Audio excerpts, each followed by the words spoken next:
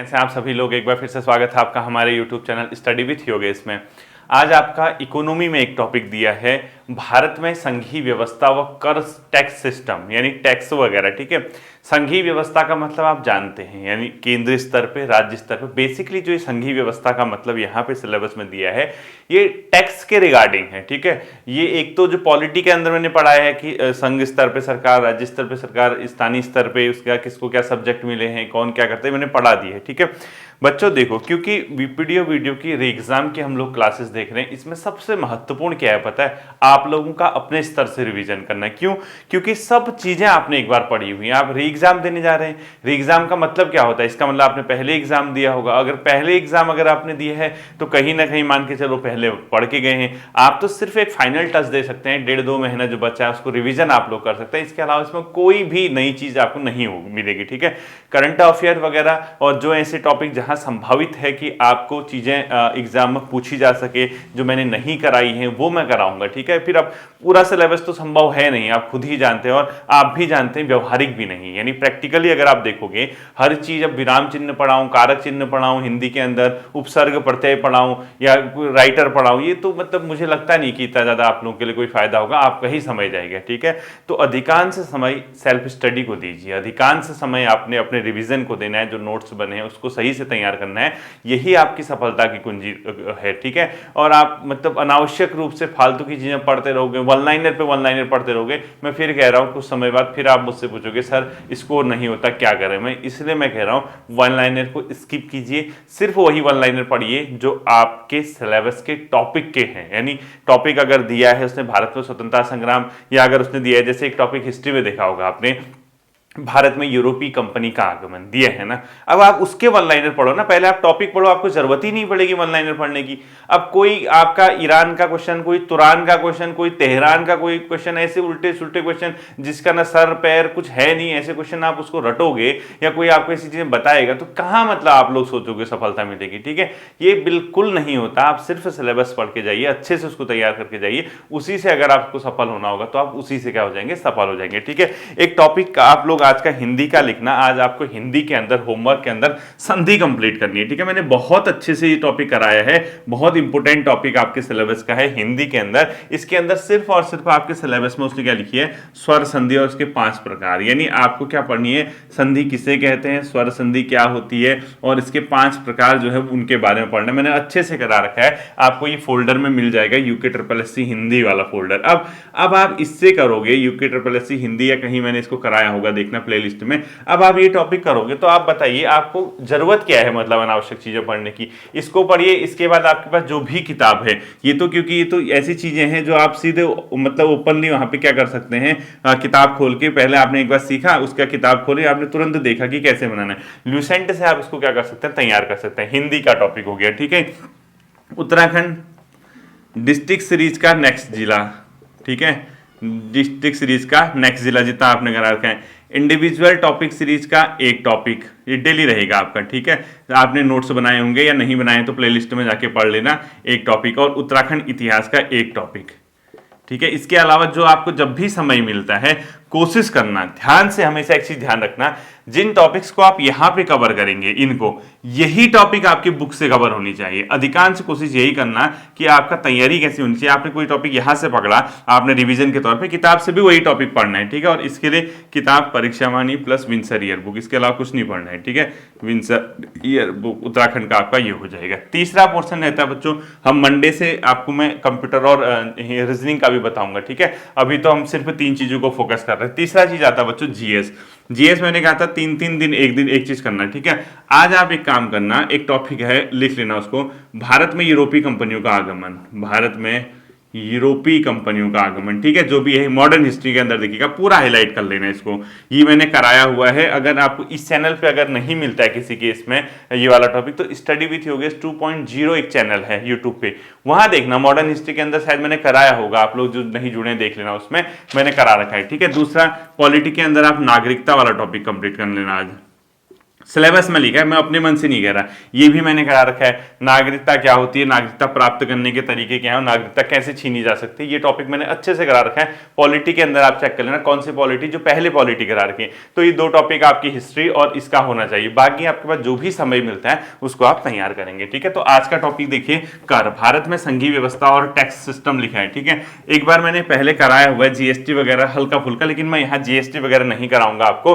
अगर कभी क्वेश्चन पूछता है कर क्या करता है, बेसिकली आय के पुनर्वितरण का काम करता है, ठीक है। अगर कोई क्वेश्चन पूछ देगा कि टैक्स का मुख्य काम क्या है, आय का पुनर्वितरण, आय का पुनर्वितरण, ठीक है, रिडिस्ट्रीब्यूशन ऑफ इनकम, इसका बेसिकली काम है। अब आप कहोगे सर आय का पुनर्वितरण क्या होता है, कैसे हम इसको समझें। देखिए, किसी इंसान की इनकम अगर 50,000 रुपए है और एक इंसान की इनकम होगी 80,000 रुपए, ठीक, तो इनकी इनकम का गैप कितना हो गया, 30,000 रुपए, हुआ नहीं हुआ। अब सपोज टैक्स है, टैक्स रेट सपोज इसका है 30% और इसका जो टैक्स रेट है ये भी सपोज कितना है, सरकार ने लगा रखा है 30%। जब आप टैक्स रेट निकालोगे तो इसको 30% टैक्स देना पड़ेगा, तो 30% टैक्स लगा के इसकी आय क्या हो जाएगी, जो 50,000 है वो कम हो जाएगी। इसको भी जब 30% टैक्स लगेगा इसकी भी कम हो जाएगी। आफ्टर टैक्स यानी टैक्स लगने के बाद इन दोनों की आय में जो 30,000 का गैप है वो कितने का आ जाएगा, आप निकालोगे 21,000 का गैप, जो गैप है, ठीक है। कब, ये टैक्स लगने के बाद इनकी आय में क्या हो जाएगा, गैप कितना आ जाएगा, 21,000 रुपए। अब देखो आय का पुनर्वितरण, यानी जो बंदा 30,000 रुपए का गैप आ रहा था वो 21,000 का गैप हो गया और इन लोगों ने क्या किया, सरकार को टैक्स पेड कर दिया, यानी जो इनकम है उसको क्या हो गया, एक प्रकार से पुनर्वितरित हो गई, ठीक है। वो क्या होगा, उनका पुनर्वितरण हो गया। इसका मतलब यही है। अब बाकी सरकार इस इनकम का क्या करती है, अलग अलग, क्योंकि पब्लिक के दिमाग में ये लगा रहता है कि सरकार इस टैक्स से क्या करती है, अपना खर्चा चलाती है। ऐसा बिल्कुल नहीं होता है, ठीक है। टैक्स का बेसिकली मतलब होता है, टैक्स पेयर होना चाहिए इंसान को। इसका बेसिकली जो काम है वो आधारभूत संरचनाओं, शिक्षा, स्वास्थ्य, इन चीजों में जो सरकार पैसा खर्च करती है वो इसी टैक्स के माध्यम से करती है। अगर यही टैक्स नहीं होगा तो फिर तो देश कंगाल बन जाएगा, कुछ है ही नहीं सरकार का, कोई सिस्टम जो है पूरा क्या हो जाएगा, चकनाचूर हो जाएगा, अव्यवस्थाएं फैल जाएंगी। इसीलिए किसी भी देश में, किसी भी लोकतांत्रिक देश में या कैसी भी कंट्री हो, विदाउट टैक्स कोई देश नहीं चल सकता, पूरी अव्यवस्थाएं हो जाएंगी। हाँ, जो टैक्स पेयर होता है उसको लगता है कि मेरी इनकम जो है सरकार के पास जा रही है, मैं क्या करूं, लेकिन उसके बिना सिस्टम कभी नहीं चल सकता, ठीक है। कोई देश ऐसा नहीं होगा जो सिस्टम चला पाएगा। तो टैक्स का मेन काम होता है आय का पुनर्वितरण, ठीक है बच्चों। अब देखो 2-3 पॉइंट लिखो। एक देखो करापात, क्योंकि इससे अगर क्वेश्चन आएगा तो कॉन्सेप्ट बेस भी आ सकता है।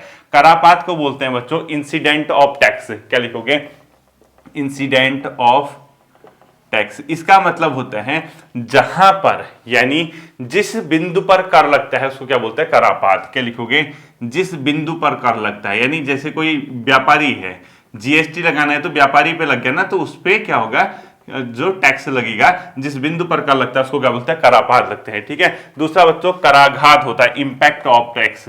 कराघात, इंपैक्ट ऑफ टैक्स लिखना, ठीक है, इंपैक्ट ऑफ टैक्स। इसका मतलब क्या होता है, जिस बिंदु पर कर लगा ही नहीं, जिसको उस कर का भुगतान करना होता है, यानी कर का जो भुगतान करता है उसको क्या बोलते हैं, कराघात, ठीक है। कर का भुगतान, कर का भुगतान, जैसे इनकम टैक्स पे लगता है तो कर का भुगतान कौन करता है, जिसकी इनकम होती है। तो डायरेक्टली इंपैक्ट क्या होगा, कराघात किस पे हो गया, जिस पे कर का भुगतान करना होता है, और करापात होता है जिस बिंदु पर कर लगता है, ठीक है। इसके अलावा बच्चों एक टर्मिनोलॉजी होती है प्रत्यक्ष कर, डायरेक्ट टैक्स, प्रत्यक्ष कर, इसको बोलते हैं डायरेक्ट टैक्स, डीटी, ठीक है। इसका क्या मतलब होता है बच्चों, जहां पर करापात यानी ये और ये एक ही बिंदु हो, अर्थात जिस इंसान पे कर लग रहा है वही इंसान अगर टैक्स को भुगतान करे तो उसको क्या बोलते हैं, प्रत्यक्ष कर, ठीक है। लिखो करापात प्लस कराघात, एक ही बिंदु हो, एक ही बिंदु जब होते हैं उसको क्या बोलते हैं बच्चों, प्रत्यक्ष कर। और भारत में कई प्रकार के प्रत्यक्ष कर लगाए जाते हैं। इसके एग्जाम्पल आपको नेट से ढूंढने हैं कि कौन कौन से प्रत्यक्ष कर हैं। बेसिकली मैं बता देता हूं, जैसे आयकर है एक अपने आप में प्रत्यक्ष कर है, किसी की ब्याज मिलता है आप पे, उस पर जो टैक्स लगता है वो भी क्या होता है, प्रत्यक्ष कर होता है। इसके अलावा आप लोग इसमें क्या लिख सकते हैं, निगमित कर यानी कॉर्पोरेटिव टैक्स लगता है, लाभांश वितरण कर, न्यूनतम वैकल्पिक कर, ये सब के सब क्या है बच्चों, अपने आप में कौन से कर हैं, मतलब एक हिसाब से देखा जाए तो ये प्रत्यक्ष कर। तो और लिख लो, निगमित कर, लाभांश वितरण कर पूछता है, ठीक है, निगमित कर सिलेबस में भी दिए हैं, लाभांश वितरण कर, लाभांश वितरण कर, तो ये आयकर पूछेगा, ब्याज कर पूछेगा, निगमित कर पूछेगा, लाभांश वितरण कर पूछेगा, ये सब के सब है प्रत्यक्ष कर। इसके अलावा लिखो न्यूनतम वैकल्पिक कर, प्रतिभूति लेन देन पे कर, न्यूनतम वैकल्पिक अल्टरनेट, ठीक है, न्यूनतम वैकल्पिक कर, ये भी क्या है अपने आप में एक हिसाब से देखा जाए तो ये अपने आप में प्रत्यक्ष कर है। इसके अलावा लिखो प्रतिभूति लेन देन पे कर और पूंजीगत लाभ पे कर। आपने कोई प्रॉपर्टी या कोई परिसंपत्ति बेची, उस पर जो आपको मुनाफा हुआ उस पर जो टैक्स लगता है वो भी डायरेक्ट कर है, पूंजीगत लाभ का, ठीक है। और प्रतिभूति के लेन देन पे जो सिक्योरिटी होती है ना, जो शेयर मार्केट में आप बॉन्ड वॉन्ड खरीदते हैं म्यूचुअल फंड में, उसके लेने देने पे जो लाभ होता है, लेन देन कर, लेन देन कर आदि, ये सब के सब क्या है बच्चों, प्रत्यक्ष कर के एग्जाम्पल। अगर क्वेश्चन पूछता है इनमें से कौन सा एक प्रत्यक्ष कर है, तो आप डायरेक्टली इसको क्या कर दोगे, अपने आप में बता दोगे। इसी प्रकार से बच्चों एक होता है अप्रत्यक्ष कर। अप्रत्यक्ष कर में क्या होता है, करापात व कराघात एक ही बिंदु न होके अलग अलग होगा, ठीक है। देखो अप्रत्यक्ष कर, इनडायरेक्ट टैक्स, इनडायरेक्ट टैक्स, ठीक है, IT, तो इसका क्या मतलब होता है, दोनों अलग अलग होते हैं, यानी जिसपे लगा करापात व कराघात अलग, यानी टैक्स किसी पे लगाया, भुगतान कोई और कर रहा है, कराघात अलग अलग होते हैं, ठीक है। तो ऐसे कर जो होते हैं उसको क्या बोला जाता है बच्चों, अप्रत्यक्ष कर, इनडायरेक्ट टैक्स बोला जाता है। और इनडायरेक्ट टैक्स के अंदर आपकी कौन कौन से आएंगे, सेवा कर, बिक्री कर, GST, उत्पाद शुल्क, सब इसी के अंदर आता है, ठीक है। अब जैसे सेवा कर है, सर्विस टैक्स है, किसी रेस्टोरेंट पे अगर सेवा कर लग रहा है तो रेस्टोरेंट किससे उगाएगा, आपको, आपसे उगाएगा। जैसे कहीं पे आपने सपोज कोई रेस्टोरेंट पे गए, किसी होटल पे गए, वहां उसको टैक्स लग रहा है, ठीक है, उसने आपको सर्विस दी, दे वो क्या रहा है, टैक्स रहा है, उस टैक्स को किससे वसूलेगा, आपसे। आप जो करोगे वहां, जो खाओगे, जो मतलब आप उसका लाभ उठाओगे, उस पे टैक्स लगा देंगे। तो आप पे टैक्स लगा किस पे, रेस्टोरेंट पे। उगा किससे दिया उसने, आपकी जेब से निकाल दिया, यानी लग किसी पे रहा है, उगा कोई किसी और से रहा है, तो सेवा कर, ठीक है। इसी प्रकार से आप लोग क्या लिखोगे बच्चों, इसमें सेवा कर के अलावा जितने भी हैं, यानी इसके अंदर सीधे सीधे बिक्री, GST कर, उत्पाद शुल्क, मनोरंजन कर, ठीक है। लिखो बिक्री कर, GST goods and service tax, लिखो उत्पाद शुल्क, कोई किसी चीज का प्रोडक्शन हो रहा है उस पर जो लग रहा है, ठीक है।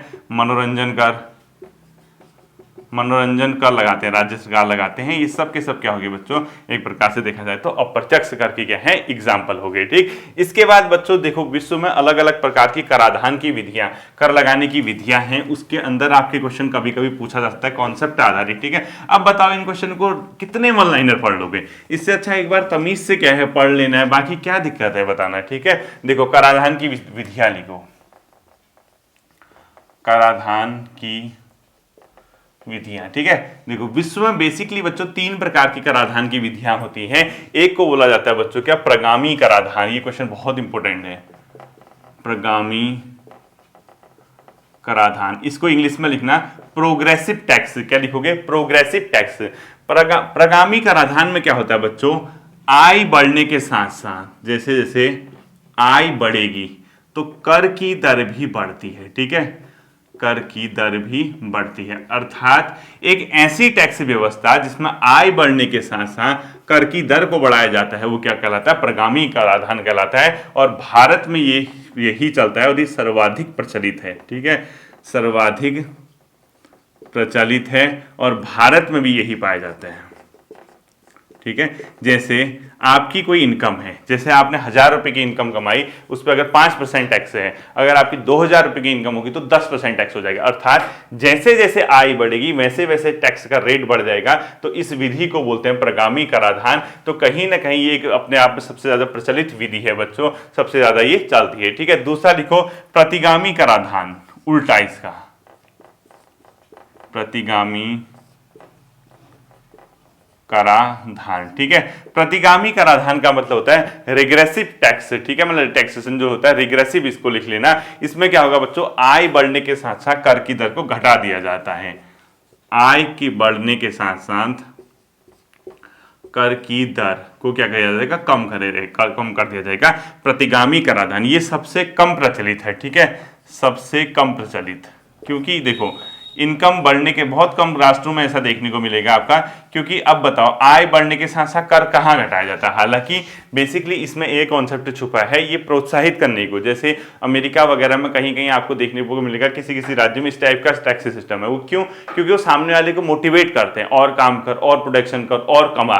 जितना वो ज्यादा कमाएगा उतना कम टैक्स उसको देना पड़ेगा, क्योंकि वो क्या करते हैं, उसको मोटिवेट करते हैं अधिक काम करने के लिए। लेकिन ये व्यवहारिक है नहीं, ठीक है बच्चों। तो आय बढ़ने के साथ साथ कर की दर अगर कम होगी तो प्रतिगामी कराधान उसको बोलते हैं। भारत में कहीं कहीं पे लागू होता है, जैसे एक लघु और सूक्ष्म लघु उद्योग होते हैं ना, उनको प्रोत्साहित करने के लिए केंद्रीय उत्पाद कर लगाया जाता है, तो प्रतिगामी कराधान होता है, ठीक है। जैसे भारत में गया, इसके ब्रैकेट में लिखो, भारत में लघु उद्योग जो होता है, ठीक है,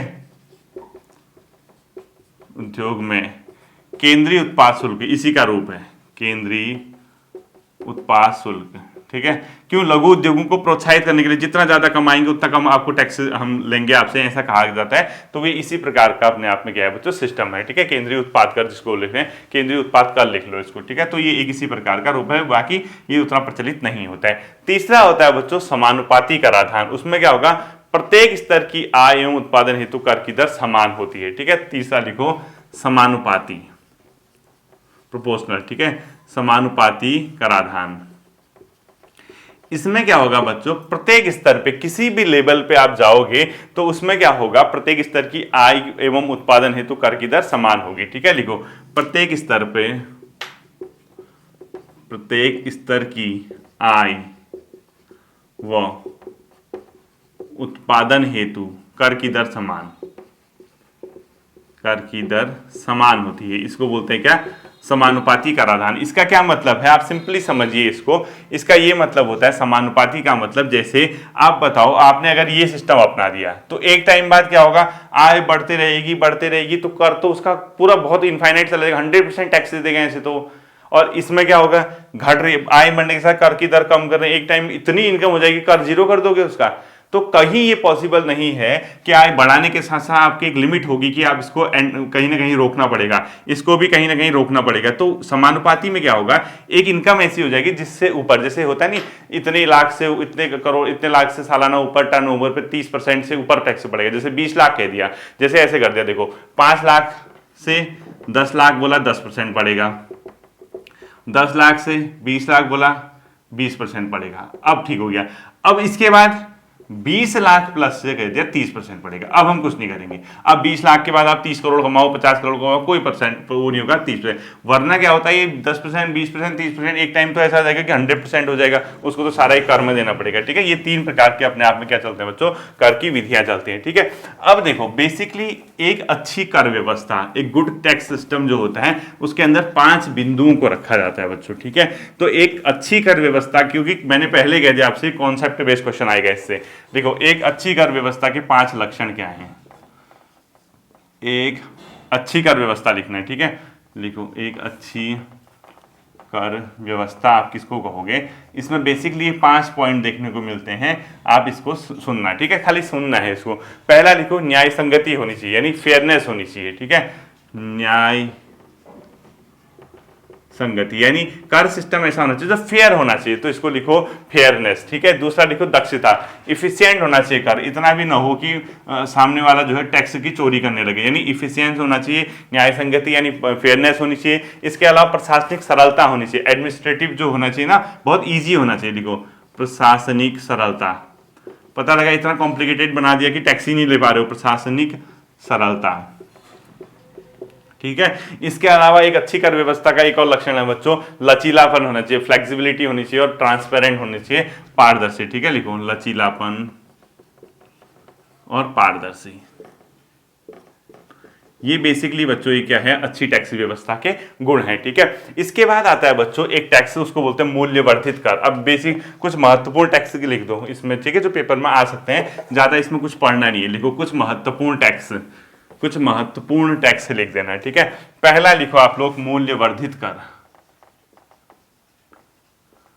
मूल्य वर्धित कर यानी वैल्यू एडेड टैक्स, इसको बोलते हैं क्या, वैल्यू एडेड टैक्स यानी वैट बोलते हैं, ठीक है। ये बच्चों क्या होता है, मूल्य वर्धन के प्रत्येक चरण यानी उत्पादन हो या वितरण, उसके प्रत्येक चरण पे जो लगने वाला टैक्स है वो क्या होता है, वैट होता है। लिखो मूल्य वर्धन के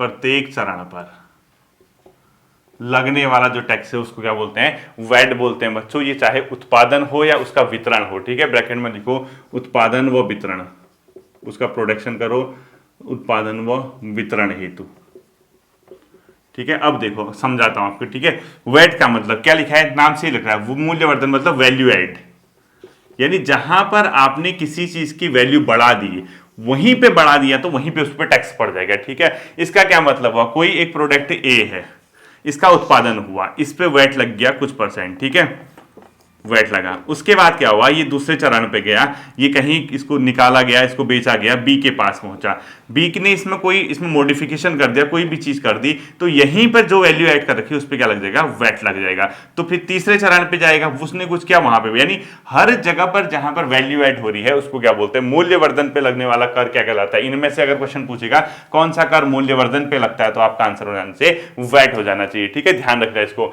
बच्चों। ये वैट जो कर है किसके द्वारा लगाया जाता है, राज्यों के द्वारा। अब तो खैर जीएसटी में समाहित कर दिया, ठीक है, राज्यों के द्वारा इसको लगाया जाता था। यह बहुबिंदु कर भी कहलाता है, यानी मल्टी पॉइंट टैक्स कहलाता है, ठीक है। लिखो बहुबिंदु कर, अगर पूछेगा कौन सा टैक्स एक बहुबिंदु कर के रूप में मल्टी पॉइंट टैक्स कहलाता है, वो यही है, कौन सा, मूल्यवर्धित कर। इसको भी आप लोग ध्यान में रखोगे, ठीक है। दूसरा लिखो अप्रत्यक्ष करों की वसूली का सबसे बेहतर तरीका माना जाता है, ठीक है। लिखो अप्रत्यक्ष कर वसूली का सबसे बेहतर तरीका, सबसे बेहतर तरीका अगर कोई माना जाता है तो कौन सा माना जाता है, वैल्यू एडेड टैक्स माना जाता है, ठीक है। ये क्या करता है बच्चों, मूल्य वृद्धि को रोकता है, किसी चीज के रेट बढ़ने से ना बहुत ज्यादा जो है उसको रोकता है, मूल्य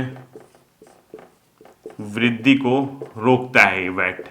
कैसे रोकता है मूल्य वृद्धि को, क्योंकि देखो अगर प्रत्येक पॉइंट पे नहीं लगेगा, जैसे मैंने बताया ना, तो उसमें क्या हो जाएगा, टैक्स के ऊपर टैक्स पड़ने लग जाएगा। इसमें क्या सिस्टम होता है मैं आपको बताता हूं। जैसे कोई चीज ए है, फिर यहां से इधर गई, ए हुई, मैं आपको बताता हूं, ठीक है, ए हुई, ए 4 ए लिख दो कुछ भी, ठीक है। इस पे वैट लगा जैसे सपोज, तो इस पे प्लस हो गया, इसके रेट सपोज 100 रुपए थे, यहां पे इसके वैट लगने के बाद 100 से इस पे वैट लगा, तो यहां पहुंचने पे 110 रुपए हो गया, ठीक है, 110।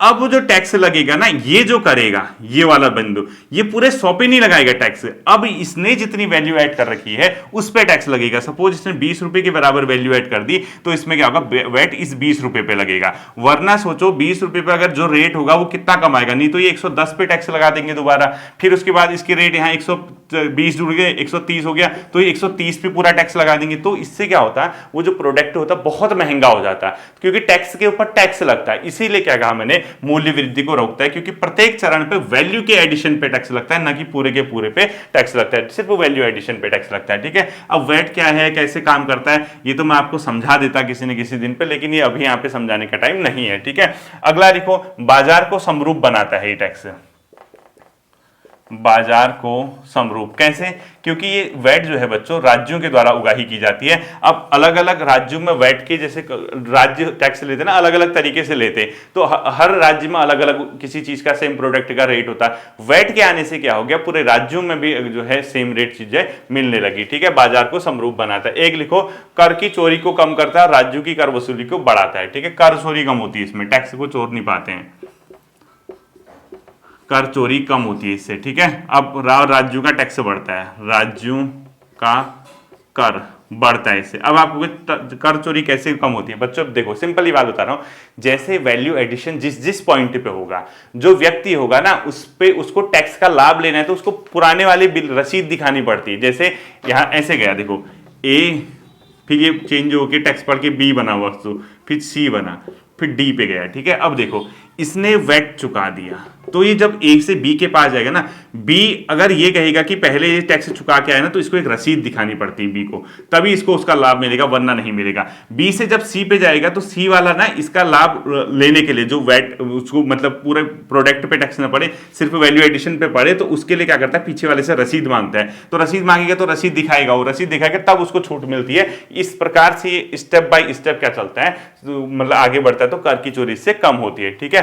अब देखो बच्चों, भारत में दो कमेटी बनी थी, एक चेलिया कमेटी, एक केलकर कमेटी, दोनों का संबंध था कर सुधार से। ठीक है, लिखो चेलिया कमेटी व केलकर कमेटी का संबंध, चेलिया कमेटी व केलकर कमेटी लिखना है। ठीक है, लिखो चेलिया समिति प्लस केलकर कमेटी, ये संबंधित है बच्चों कर सुधार, टैक्स सुधार से संबंधित ये अपने आप में दोनों के दोनों है। ठीक है, कर सुधार से संबंधित ये है। ठीक, अब देखना है बच्चों, भारत में एक टैक्स लगा, उसको बोलते हैं सैनवेट। 1996 से केंद्र द्वारा वैट पद्धति से उस पास। ठीक है, सैनवेट कब से शुरू हुआ? CEN, central VAT, central VAT बोलते हैं इसको। ठीक है, ये हुआ था बच्चों 1996 से केंद्र द्वारा लगाया जाता था, वैट पद्धति से उत्पाद शुल्क को वसूलना शुरू किया गया। ठीक है, लिखो 1996 से किसके द्वारा? केंद्र द्वारा वैट पद्धति पर। ठीक है, केंद्र द्वारा वैट पद्धति पर उत्पाद पर शुल्क, कोई चीज का प्रोडक्शन हो रहा ना, उस पे जो टैक्स लगता था उसको बोला गया सैन वैट। ठीक है, इसके अलावा लिखो बच्चों, राज्य में वैट कब से लागू हुए? राज्य वैट कब से शुरू हुआ? 2005 के समथिंग से राज्यों में वैट लगाना शुरू किया गया। ठीक है, वैट को अब क्या कर दिया? जीएसटी में शामिल कर दिया, ध्यान रखना। और जीएसटी जो है ये क्या है? अपने आप में अप्रत्यक्ष कर है। ठीक है, जीएसटी क्या है बच्चों? अप्रत्यक्ष कर है, इनडायरेक्ट टैक्स है और गुड्स एंड सर्विस टैक्स है। और भारत में कब से शुरू हुआ? 1 जुलाई 2017 से भारत में क्या शुरू हुआ? जीएसटी शुरू हुआ 1 जुलाई 2017 से। आप लोग इसको ध्यान में रखना है। ठीक है, और ये क्या है? अपने आप में अप्रत्यक्ष कर का एक रूप है। कौन सा? जीएसटी। अब जीएसटी वगैरह के बारे में अभी मैं पढ़ाऊंगा नहीं। ठीक है, कि जीएसटी क्या है, कैसे काम करता है, जीएसटी काउंसिल वगैरह, इसको कुछ नहीं पढ़ना है हमने, इतना हमारा आएगा भी नहीं। ठीक, अगर जीएसटी को ऐसे अलग से पढ़ना होता तो फिर तो अलग से उसकी क्लास चाहिए। यहाँ पर इतने स्कोप नहीं है कि आपसे जीएसटी के बारे में इतना पूछे। हाँ, इतना ध्यान रखना कि जीएसटी के आपको क्या करना है, ऐसा लिखो, जीएसटी से बाहर रखी गई वस्तुएं, ये आप लोग नेट से सर्च करके ट्राई कर लेना इसको कौन कौन सी है। ठीक है, इसमें मैं आपको बताता हूं, जैसे जो शराब प्रोडक्ट है, अल्कोहल वाला, पेय वाला, उसको इससे बाहर रखा गया है। इसके अलावा कुछ पेट्रोलियम उत्पाद हैं, ईंधन वगैरह, प्राकृतिक गैस, कच्चा पेट्रोल, मतलब वो, ये सब चीजें इससे बाहर रखी गई। बेसिकली बाकी सब चीजें इसके अंदर जीएसटी के अंदर शामिल कर दी गई। ठीक है, इतना हमने देखना नहीं है। अब एक लिखो आप, पूंजी लाभ कर। ठीक है, ज्यादा आपका आएगा नहीं, पूंजी लाभ कर।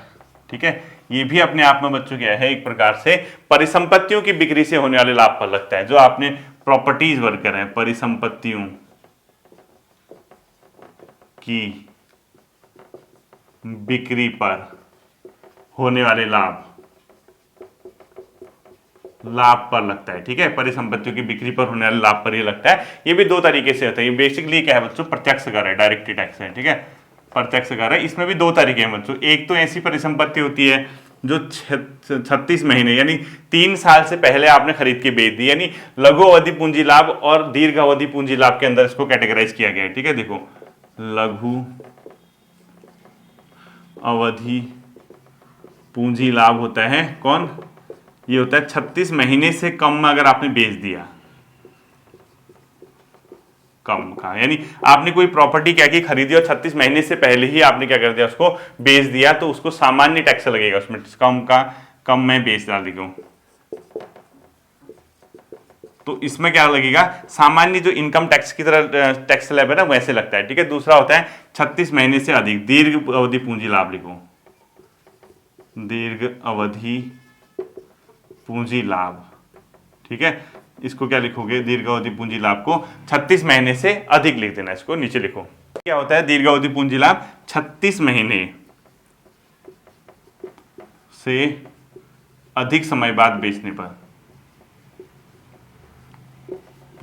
बेचने पर। ठीक है, कोई प्रॉपर्टी आपने, परिसंपत्ति 36 महीने से अधिक समय अपने पास रखी फिर बेचा, तो इस पे जो टैक्स लगता है वो 18.5%, मतलब लगभग 20% की दर से इसमें लगा लेते हैं। ठीक है, दीर्घ अवधि पूंजी लाभ इसको बोलते हैं, 20%। ये नॉर्मल, ये सामान्य आयकर की तरह लगता है इसमें ना, इस पर ज्यादा नहीं होता है। इसमें क्या होता है? सामान्य आयकर स्लैब होता है इसका, सामान्य आयकर स्लैब। वैसे लगता है, ठीक है। ये खैर आपके लिए इंपॉर्टेंट नहीं, आप ये देखना ये पूंजी ये वाला जो कर है पूंजी लाभ कर, वो किस पे लगता है, परिसंपत्तियों की बिक्री पे लगने वाला जो कर है पूंजी लाभ कर कहलाता है, ये ध्यान रखना। बाकी आपको क्या करना है, ठीक है, इतना पूछेगा ही नहीं आपसे वो। इसके अलावा तो आता है न्यूनतम वैकल्पिक कर, ये थोड़ा ध्यान रखना, ठीक है। न्यूनतम वैकल्पिक कर, ठीक है, यानी मिनिमम अल्टरनेट टैक्स बोलते हैं इसको, ठीक है, मैट, मिनिमम अल्टरनेट टैक्स, न्यूनतम वैकल्पिक कर बोला जाता है बच्चों इसको। ये जो है बच्चों 1997-98 से पहली बार शुरू किया गया था भारत में, 1997-98 से शुरू हुआ था। ये एक प्रत्यक्ष कर है जो कि 18.5% की दर से जीरो टैक्स कंपनियों के लाभ पर लगता है, ठीक है, मोस्ट इंपोर्टेंट कर देना ये किस पे लगता है,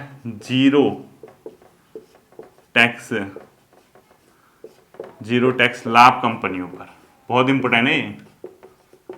अब आप कहोगे सर ये क्या हुआ, मैं बताता हूँ, ठीक है। जीरो टैक्स लाभ कंपनियों पे लगने वाला जो टैक्स है वो क्या है, मैट है, इसको ध्यान रखना आप लोग। और ये जो है अपने आप में क्या है बच्चों, एक प्रकार के प्रत्यक्ष कर है, ठीक है, प्रत्यक्ष कर। और भारत में इसकी जो दर है वो फिलहाल कितनी, 18.5%, ठीक है। अब आप कहोगे इस जीरो टैक्स लाभ क्या है बच्चों, देखो जो नॉर्मल इनकम टैक्स के जो स्लैब होते हैं उसमें कंपनियों के लिए जो बने हैं, उसमें ये लोग क्या करते हैं ना, जब बहुत मुनाफा भी कमाते हैं तो ये अपने सेविंग वगैरह जितने भी लाभ हो सकते हैं ना उसको जीरो टैक्स के अंदर ले आते हैं, मगर इनको टैक्स से बचने के लिए काम करते हैं। तो भारत सरकार ने क्या किया, एक मतलब जो इनकम टैक्स के जो नियमावली है, जो रूल है, उसमें एक नया पॉइंट इंट्रोड्यूस किया और उसमें ऐसी कंपनियों को चिन्हीकृत किया जो जीरो टैक्स दिखा रहे हैं अपना, ठीक है, मतलब अपने लाभ दिखा के। तो उसमें क्योंकि ये लाभ अपने मन से नहीं दिखा रहे थे, कंपनी अधिनियम जो बने हैं, यानी जो कंपनी के लिए जो एक्ट बने हैं वहां से ये लाभ उठा रहे थे। तो भारत सरकार ने क्या किया, इनके जो लाभ वगैरह जो जीरो टैक्स हैं उनके लिए एक नया रूल जोड़ा गया और उसमें ये कहा गया जैसे ये लोग जो हैं, जो इनका मुनाफा होता है टोटल, उस पर अगर ये जो टोटल इनकम होती है उस पर इनका कितना टैक्स पड़ रहा है वो चेक किया। उसके बाद उन्होंने कहा कि ऐसी कंपनियां जो इस प्रकार के काम कर रहे हैं उस पर मैट देखा गया, ठीक है, मैट उन पर कितना पड़ रहा है। तो जो ये टैक्स इनकम टैक्स के स्लैब के अनुसार पेड कर रहे हैं और जो मैट के अनुसार पेड हो रहा, उन दोनों में जो बड़ी राशि होगी इनको वो पेड करना होगा। तो ये सब छोड़ दो, आप सिर्फ मैट किस पे लगता है ये ध्यान रखना। और लास्ट आप लिखो प्रतिभूति सौदा कर, जैसे जो सिक्योरिटी वगैरह बेचते नहीं है जो म्यूचुअल फंड वगैरह, प्रतिभूति सौदा कर, ठीक है। ये किस पे लगता है बच्चों, 1 अक्टूबर 2004 से लागू हुआ और प्रत्यक्ष और केंद्र द्वारा लगाया गया, ठीक है, लिखो 1 अक्टूबर 2004 से। और कैसा कर है, डायरेक्ट कर है, प्रत्यक्ष कर। कौन लगाता है इसको, केंद्र सरकार लगाती है, ठीक है, केंद्र सरकार के द्वारा इस टैक्स को लगाया जाता है, इसको ध्यान में रखना। और घरेलू स्टॉक एक्सचेंज में होने वाले लेन देन पर लगने वाला कर लिख दो, ठीक है। इसको क्या लिखो, घरेलू स्टॉक एक्सचेंज के लेन देन पर लगने वाला कर। जो स्टॉक मार्केट होता है ना, घरेलू स्टॉक एक्सचेंज पर लगने वाला के लेन देन पर लगने वाला जो कर कहलाता है वो क्या कहलाता है, अपने आप में प्रतिभूति सौदा कर। ये था बच्चों आपका टैक्स वाला, तो इसको भी हाईलाइट कर लेना, बहुत ज्यादा पूछेगा नहीं। आप एक काम करना, मैंने जो पहले इकोनॉमी कराई है उसमें शायद उसमें जीएसटी के बारे में थोड़ा समझाया होगा, आप ना वो जीएसटी वाला टॉपिक एक बार कोशिश करना कि उसको देख लो तो आपका काम बन जाएगा, ठीक है। फिर मिलते हैं अगले सेशन पे, अपना ध्यान रखिएगा, थैंक यू।